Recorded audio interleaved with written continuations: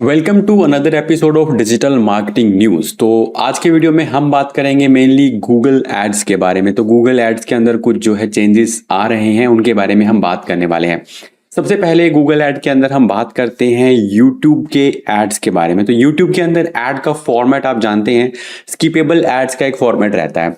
तो अब उसमें एक चेंज होने जा रहा है। अब आप जब एड को स्किप कर देंगे तो उसके बाद भी आपको स्क्रीन के ऊपर एक छोटा सा बैनर या फिर उसको आप वीडियो कार्ड कह सकते हैं, वो जो है दिखाई देता रहेगा।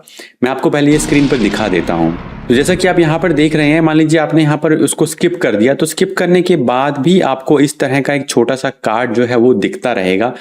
अब इसका फायदा क्या होगा? इससे एडवर्टाइजर्स को तो फायदा है। एडवर्टाइजर को ये फायदा है कि स्किप करने के बाद भी उनको इस तरह वो अपनी एड जो है वो कंटिन्यूसली दिखा सकते हैं। तो पहले क्या होता था, पहले ये माना जाता था कि वो जो स्किपेबल एड्स हैं वो ज्यादा इफेक्टिव नहीं है, बट अब आप स्किप कर देंगे उसके बाद इस तरह का जो है छोटा सा बैनर दिखता रहेगा, जिससे ब्रांड की जो विजिबिलिटी है वो बढ़ेगी और अगर यहाँ पे कोई क्लिक करता है तो CTR भी बढ़ेगा, इंप्रेशन भी बढ़ेंगे। लेकिन इससे जो यूजर्स हैं वो थोड़ा सा मतलब उनको खराब लग सकता है, क्योंकि जब लोग ऐड को स्किप करते हैं तो मेनली वो ऐड बिना ऐड के ही जो है वीडियो को देखना चाहते हैं। इस तरह का कोई भी बैनर उनको अच्छा लगेगा या नहीं लगेगा ये देखना होगा। तो फिलहाल YouTube भी इसको टेस्ट कर रहा है और अगर उसको लगता है कि ये यूजर के लिए बहुत ज्यादा एनोइंग नहीं है तो वो इसको इम्प्लीमेंट करेगा, क्योंकि एडवर्टाइजर को तो इससे फायदा होने वाला है। इसके बाद अब बात करते हैं गूगल के शॉपिंग एड्स के बारे में। तो शॉपिंग एड के अंदर भी गूगल ने एक चेंज किया है। पहले मैं आपको दिखा देता हूं कि वो चेंज बेसिकली है क्या। जैसा कि आप यहाँ पर स्क्रीन पर देख रहे हैं, यहाँ पर आपको स्पॉन्सर्ड शॉप्स लिखा हुआ दिखेगा। ठीक है, स्पॉन्सर्ड प्रोडक्ट्स नहीं बल्कि स्पॉन्सर्ड शॉप्स। तो बेसिकली यहाँ पर चेंज किया हुआ है कि जो प्रोडक्ट्स आपको पहले यहाँ पे दिखते थे उनको रिप्लेस कर दिया गया है शॉप के साथ। अब इंडिविजुअल प्रोडक्ट्स आप यानी कि आपने मान लीजिए एड रन किया तो आपके शॉप से एक प्रोडक्ट दिखता था, फिर दूसरे किसी के एडवर्टाइजर का दूसरा प्रोडक्ट, तीसरा प्रोडक्ट, इस तरह से दिखता था। बट अब जो है ना वो पूरा स्पेस आपकी शॉप को ही मिलने वाला है। तो आपके जो लोग इस तरह का ई-कॉमर्स का एड रन करते हैं, शॉपिंग एड्स रन करते हैं, उनको यहाँ पर फायदा होने वाला है, क्योंकि पूरा स्पेस जो है ना वो आपकी शॉप के लिए जो है वो डेडिकेटेड हो जाएगा और आप इसके अंदर अलग अलग अपनी जो कैटेगरीज हैं वो दिखा सकते हैं। तो अब जो है ना एक सिंगल प्रोडक्ट और हायर सेलिंग प्रोडक्ट को ऑप्टिमाइज नहीं करना है, बल्कि एडवर्टाइजर के लिए ये कह सकते हैं कि उनको पूरी की पूरी जो फीड है, पूरा जो उनका वेबसाइट है वो कंप्लीटली ऑप्टिमाइज करना पड़ेगा, क्योंकि दूसरे प्रोडक्ट्स, दूसरी कैटेगरीज ऑफ द प्रोडक्ट्स भी यहाँ पर विजिबल होंगे।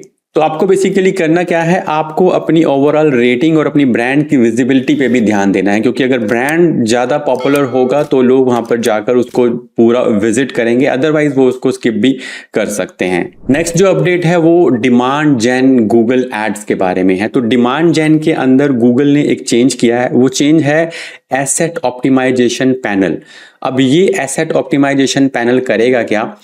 देखिए, पहले क्या होता था डिमांड जेन जैसे कैंपेन के अंदर, आपको अगर आप कोई क्रिएटिव अपलोड करते हैं तो आपको अलग अलग साइज, अलग अलग फॉर्मेट, अलग अलग एस्पेक्ट रेशो के जो है वीडियोस अपलोड करने पड़ते थे। ठीक है, लेकिन अब ये जो सारा काम है ये गूगल खुद ही करेगा। आप उसको अगर एक लॉन्ग वीडियो प्रोवाइड कर देंगे तो वो उससे शॉर्ट वीडियोस बना देगा और उनको उसी हिसाब से, उसी एस्पेक्ट रेशियो के हिसाब से ऑप्टिमाइज भी कर देगा।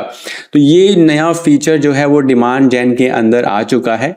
तो इसमें बेसिकली 3 चीजें होने वाली हैं। सबसे पहले तो AI जो है वो आपके लॉन्ग वीडियो को शॉर्ट वीडियो के अंदर कन्वर्ट कर देगा, यानी लॉन्गर से शॉर्टर वर्जन बना देगा। दूसरा, उन शॉर्टर वर्जन के जो अलग अलग एस्पेक्ट रेशियोज हैं वो बना देगा, ताकि हर प्लेसमेंट पे वो कवर हो जाए।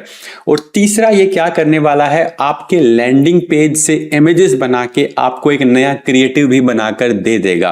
तो ये हमने पहले भी कवर किया था। तो आपको अपने लैंडिंग पेजेस पर जो इमेजेस रखनी है वो अपने ब्रांड के हिसाब से रखनी है, और मतलब इस तरह से रखनी है कि अगर गूगल उसको यूज भी करता है तो वो उससे कोई अच्छा क्रिएटिव जो है वो आपको बना दे। हालांकि ऐसा नहीं कहा जा सकता कि जो गूगल करने वाला है वो सब कुछ सही होगा। तो आपको हर जो नया वीडियो होगा, नया फॉर्मेट होगा, जो इमेजेस से वीडियो बनाएगा उसको रिव्यू करना जरूरी है, क्योंकि कई बार इस तरह से इश्यूज आते हैं कि जो मैसेज आप देना चाहते हैं वो मैसेज जो है ऑटोमेटिकली क्रिएटेड एआई वीडियोस के अंदर नहीं होता है।